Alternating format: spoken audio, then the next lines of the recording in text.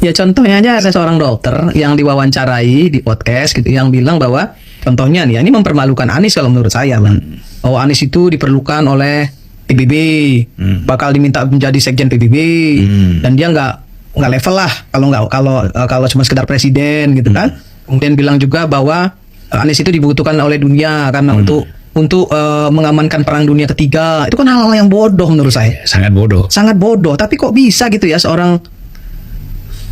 misalnya seorang Bambang Wijoyanto gitu mewawancarai orang itu, kemudian bicara seperti itu tuh gimana gitu. Ya itu. Refli Harun juga ikut-ikutan mewawancarai misalnya kan untuk hal-hal yang begitu. Menurut saya kan Refli ini anak muda yang harusnya, ya menurut saya nih, karena saya kenal baik dengan beliau, menurut saya ini anak sebenarnya dibutuhkan oleh negara ini gitu, untuk membangun negara ini dengan kecerdasannya. Dia kan profesor, Bang. Masih muda gitu ya. Tapi Katanya belum profesor. saya nggak tahu, kan suka disebut profesor. Katanya belum. Oh, belum ya, Bang ya? Saya kira Sorry. Minta ini. Saya kira untuk seorang Refli gitu ya. Iya, kakak. Sorry ya. Saya kira Indonesia butuh beliau lah gitu ya. Dia untuk bisa ikut membangun bangsa ini ke depan. Jangan justru terbawa-bawa dengan orang-orang yang seperti ini. Saya sih sangat menyayangkan gitu. Karena saya tahu Itulah Refli, Din Samsudin kan. cerdas gitu. Cerdas. Anies Baswedan diangkat oleh Kerajaan Arab Saudi sebagai anggota Dewan Penasehat Royal Commission for Riyadh City atau RCRC. Lembaga ini adalah otoritas pemerintah tertinggi yang bertugas mentransformasi dan memajukan ibu kota Arab Saudi. Gimana kawan? Keren nggak Abah Anies?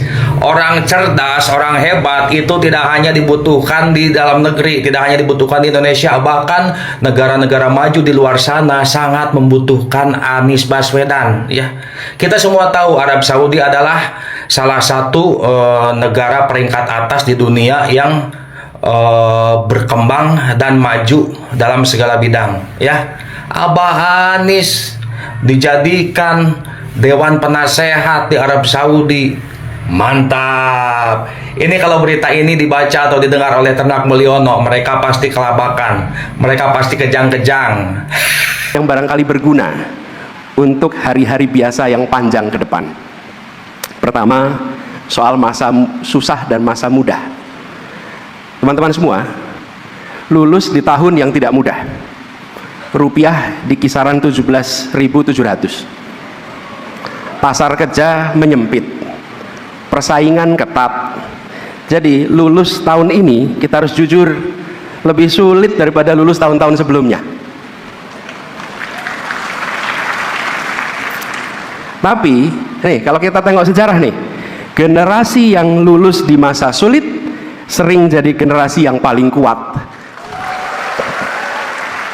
Mereka yang lulus di sekitar tahun 65, yang lulus sekitar tahun 98, mereka yang lulus tahun sekitar 2008, 2020, semuanya keluar dari kampus dengan masa depan yang nampaknya suram. Tapi 20 tahun kemudian, justru mereka yang menjadi tulang punggung negeri ini.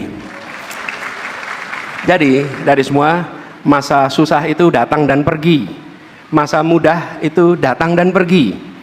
Yang konsisten bukan susah mudahnya, yang konsisten adalah diri teman-teman sendiri yang menentukan apa yang dipelajari di setiap masa yang mudah, di setiap masa yang sulit. Kembali pada kita. Yang kedua, soal pekerjaan pertama. Nih, saya sebagai alumni nih, kita semua setelah lulus nanti bekerja, bukan? Pekerjaan pertama teman-teman mungkin posisinya kecil, mungkin gajinya pas-pasan, mungkin kantornya jauh. Tapi jangan khawatir, nggak apa-apa. Fungsi pekerjaan pertama adalah mencetak karakter kita, memperkuat karakter kita. Karir dibentuk di fase berikutnya. Jadi, yang dibawa pulang dari pekerjaan pertama, cara komunikasi dengan atasan yang sulit, cara menjaga janji dengan kolega, cara menyelesaikan tugas yang mungkin membosankan, tapi dikerjakan dengan sepenuh hati. Hal-hal seperti ini nampaknya kecil, tapi ini yang mungkin akan Anda hadapi di pekerjaan pertama. Tapi yang kecil-kecil ini yang nantinya menentukan posisi teman-teman 15 tahun yang akan datang. Banyak pemimpin yang kita kenal hari ini, kalau ditanya dulu pekerjaan pertamanya apa, banyak sekali yang pekerjaan pertamanya itu tidak istimewa, biasa-biasa saja. Tapi justru di sanalah mereka belajar hal-hal yang mungkin tidak diajarkan di kampus manapun. Jadi jangan tunggu pekerjaan sempurna untuk memulai yang terbaik. Berikan yang terbaik dimanapun Anda berada, di tugas apapun yang Anda terima, di amanah apapun yang Anda dipercayakan. Kerjakan yang terbaik, hasilnya menyusul pondasi untuk masa depan yang lebih baik. Yang ketiga nih teman-teman, soal masuk sistem. Sebagian dari teman-teman akan masuk institusi besar, bisa di pemerintahan, bisa perusahaan besar, bisa organisasi besar. Tiap institusi punya budayanya. Ada yang budayanya sehat, ada yang budayanya kurang sehat. Dan masuk ke dalam organisasi apapun ada risikonya. 5 tahun di tempat baru yang sering berubah justru teman-teman sendiri. Pelan-pelan ikut arus, pelan-pelan kompromi. Yang dulu merasa nggak nyaman, yang dulu pegang idealisme, pelan-pelan luntur secara tak terasa. Nah, di hari pertama mungkin semua terasa asing. Jalan waktu, bulan kedua, bulan ketiga mulai biasa, akhirnya larut. Nah, ada 3 jangkar teman-teman yang bisa membantu untuk tidak larut bila berada di dalam tempat yang kurang sehat. Pertama, jaga lingkar sahabat di luar institusi sebagai cermin. Kalau cermin tidak ada, kita kehilangan pengetahuan tentang rupa kita sendiri. Yang kedua, jaga waktu untuk membaca supaya tetap tahu dunia yang ada di luar pagar kantor kita. Yang ketiga, ingat alasan dulu masuk ke sana. Tulis di kertas kalau perlu. Masukkan dalam amplop, sesekali dibaca mengapa saya berada di tempat ini. Saya meyakini posisi boleh berubah-ubah, tapi prinsip harus dipegang terus lintas waktu. Kemudian yang keempat teman-teman, soal sukses dan bertahan. Saya ingat pesan dari ibu saya pribadi. Ibunda itu sering pesan begini, yang kamu punya cuma nama baik, jaga nama itu baik-baik.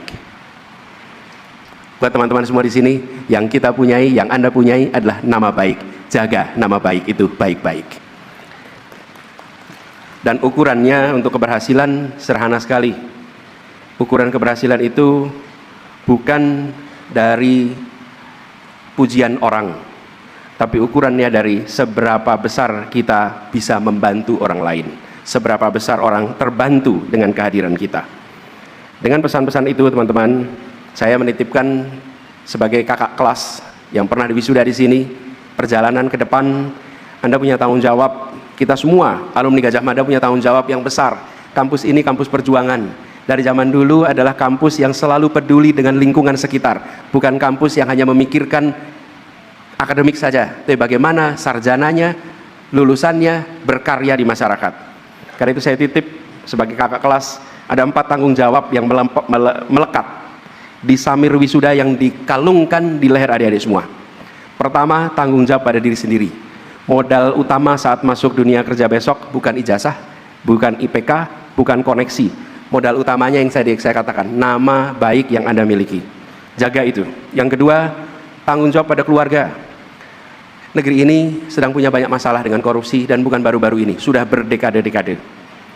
Banyak kasus korupsi yang menjerat orang berpendidikan tinggi, bersumber dari cinta yang salah arah pada keluarga. Niatnya mulia, jalurnya keliru. Membantu keluarga itu sumur pahala, tapi dengan satu syarat, airnya halal, airnya bersih. Maka dia menjadi sumur pahala yang tidak memberikan masalah. Yang ketiga, tanggung jawab pada masyarakat. Di setiap pekerjaan akan selalu ada pilihan. Pilih ikut turun tangan atau cukup urun angan. Kalau orang baik memilih diam, masalah di negeri ini tidak akan pernah selesai.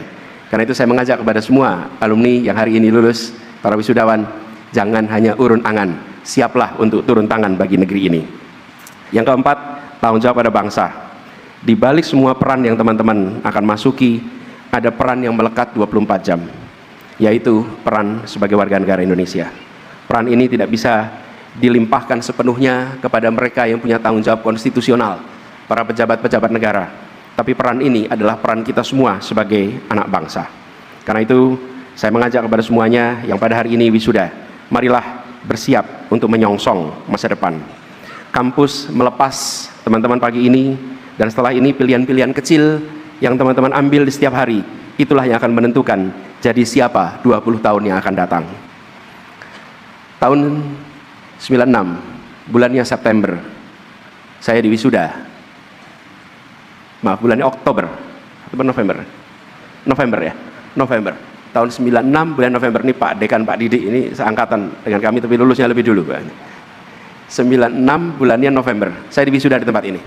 Pada waktu itu saya juga tidak membayangkan bagaimana perjalanan ke depan, tapi seperti tadi saya refleksikan, keputusan-keputusan kecil yang kita kerjakan di masa-masa awal itulah yang akan menentukan seperti apa perjalanan kita dalam 20 tahun ke depan.